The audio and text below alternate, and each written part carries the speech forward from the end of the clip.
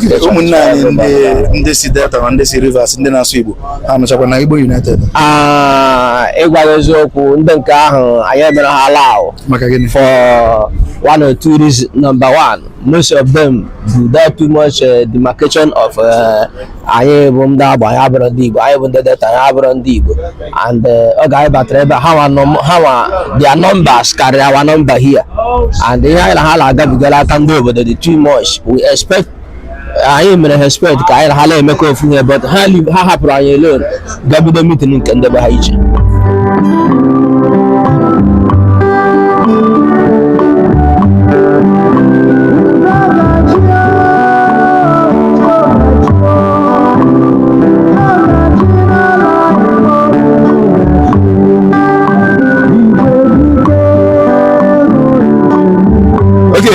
Igbo ndị ọma, Igbo ndị m na-agara ozi ọkwa ezigbote nwanne unu nwoke ọzọ Chukwuemeka Ojemba ndị Igbo anyanwụ Idueri, ebe anyị nọzi ahụ na Peru, the district of Peru. Ịma ndị Igbo na-enwe ihe a kpọrọ ndị isi, ndị ndu na ọgara Igbo ozi na Peru taa. Nwanne anyị nwoke onye a tụrụ anyị aka na ọ ya onye isi ndị Igbo na Peru na-akọdineti ihe, and dịka m gwara ya sị na the leadership of ala Igbo taa kwesịrị ka etinye anya, mana ka ọ kọwagodo aha ya. Nwanne m biko. Thank you very much, my brother. Thank you.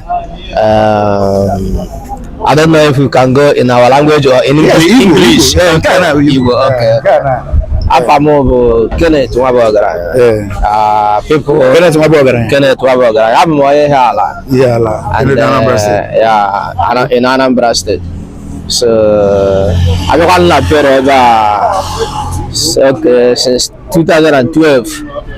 You see different provinces in Bata Peru, ebe aka nọ na Peru. I try our best to unite Igbos. Like somebody no la mụ abụ onye isi ndị Igbo here na it may look strange to some people that doesn't know the full details of the whole thing. So as we stand now, ọ nwere oge m bịara afụ ihe ndị be anyị na-agabiga na Peru ebe a dịtụ na anyị dị very few in number. So mụ ala ofu anyị nwoke Abakọris wee fọmụọ organization ala ndị Igbo here a na-akpọ Igbo United by the special grace of God. Igbo United by the special grace of God, anyị ogologo in number na ala emekwa ihe afọrọ anya ịghọtago.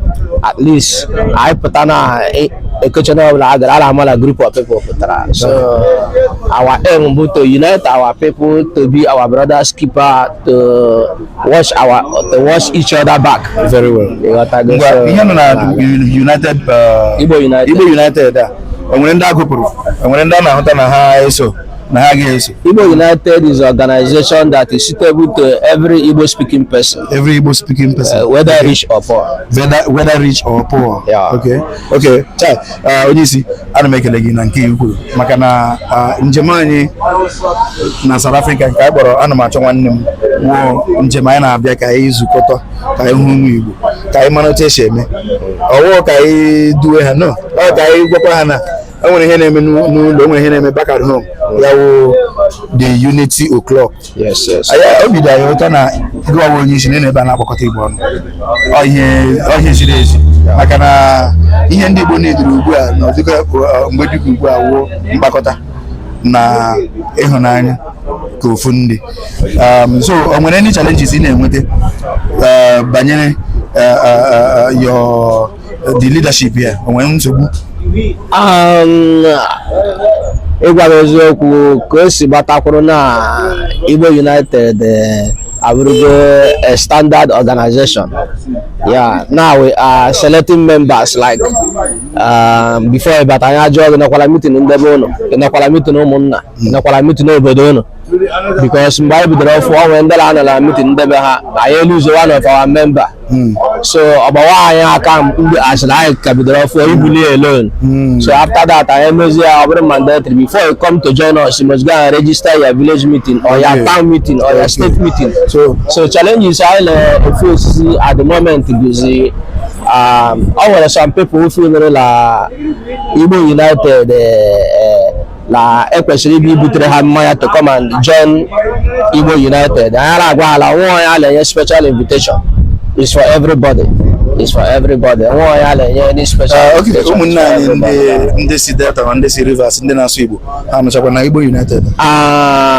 Ịgwa eziokwu ndị nke ahụ anyị emere ha allow Maka gịnị? for one or two reasons. Number one, most of them do that too much demarcation of anyị bụ ndị Agbo, anyị abụrụ ndị Igbo, anyị bụ ndị Delta, anyị abụrụ ndị Igbo, and ọ ga-batara ebe ha nwa their numbers carry our number here, and ihe anyị na ha na-agabigara aka ndị obodo dị too much. We expect anyị mere respect ka anyị na ha na-emekọ ofu ihe, but ha hapụrụ anyị alone gabido meeting nke ndebe ha iche.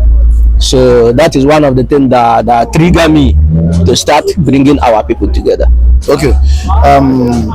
Okay, ngwa okwu dị otu akwụkwọ ya wụ ihe bụ anyị ebe ndị Agbo ndị Delta mana enwe ihe ga-unite anyị onye ọbụla ahụta onwe ya so onye Igbo ọkwa ihe a ga-anabata mepere ha ụzọ.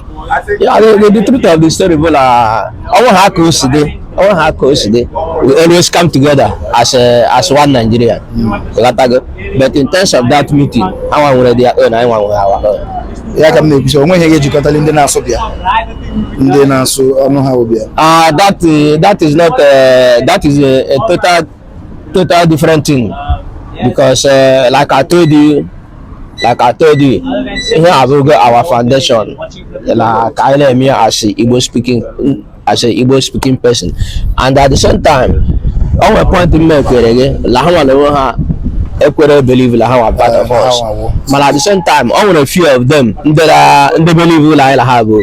For that reason, only two of them in my power when I was chairman. My power pabata. Okay, Hakanya. If we mention due to other social club or join or be a clash here with our day of meeting withdraw. But the other one cannot not known of or go as a financial secretary or go as executive. Can never allow support. Last minute name so on our support. Okay, so but I heard you can occupy and their character were called their character are suitable with our own. Yeah, that is the main reason. Okay, one name. Thank you very much, and welcome to Cape Town City. And this is Pero, Cape Town, South Africa. Yeah. No, thank you. Sure. Thank